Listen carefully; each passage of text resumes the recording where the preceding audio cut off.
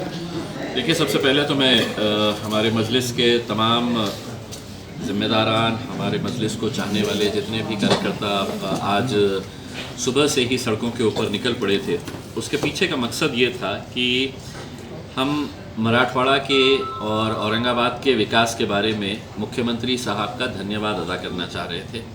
वो इसलिए कि पिछले 30-35 सालों से लगातार शिवसेना भाजपा सत्ता में रही है औरंगाबाद में और मराठवाड़ा को अपना गढ़ कहते थे।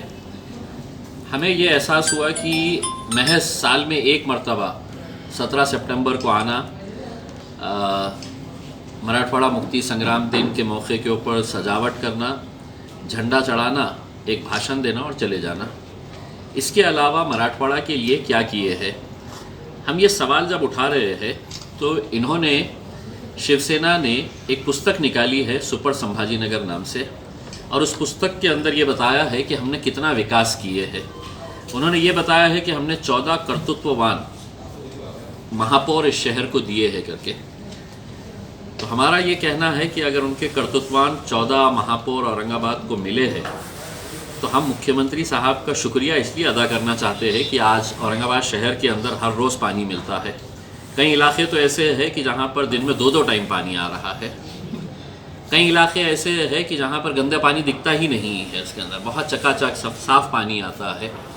पूरे शहर की सड़कें चकाचक कर दी गई है।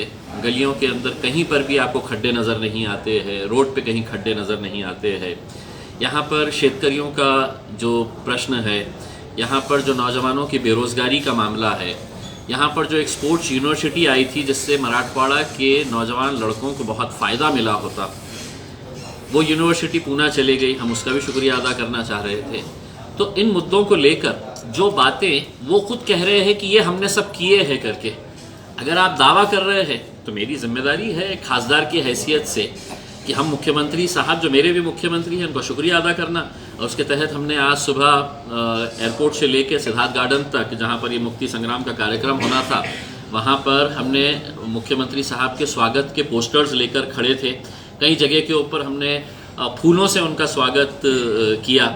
लेकिन इसके बावजूद भी उन्हें और सबको ये मालूम था कि ये जो हम स्वागत कर रहे हैं ये एक तरीक़े का तंज है, वो खुद जानते हैं। इसीलिए उनके तरफ से कोई ऐसी प्रतिक्रिया नहीं आ रही है, क्योंकि ये भी जानते हैं कि हमने तो कुछ काम किए ही नहीं है। हम तो सिर्फ पुस्तक लेकर जिस तरह से पिछले 25-30 सालों से जनता को बेवकूफ़ बना रहे हैं, अब हम इस पुस्तक के ज़रिए है तो जनता के बीच में जाएंगे और जनता को बेवकूफ़ बनाएंगे। हमने ये मांग रखी है। मुझे खुशी इस बात की है कि अभी ज़िला परिषद के कार्यक्रम के अंदर मैंने मुख्यमंत्री साहब से बात किया कि साथ जो स्पोर्ट्स यूनिवर्सिटी औरंगाबाद को मिली है वो मराठवाड़ा के हमारे युवकों के लिए कितनी फ़ायदेमंद हो सकती है, उसको आप पूना लेकर चले गए हैं। मुख्यमंत्री साहब ने मुझसे कहा कि आप बम्बई आइए, आप बम्बई में आके हम एक मीटिंग ऑर्गेनाइज़ करते हैं और इस मीटिंग के अंदर हम ये स्पोर्ट्स यूनिवर्सिटी दोबारा औरंगाबाद को कैसे मिल सकती है।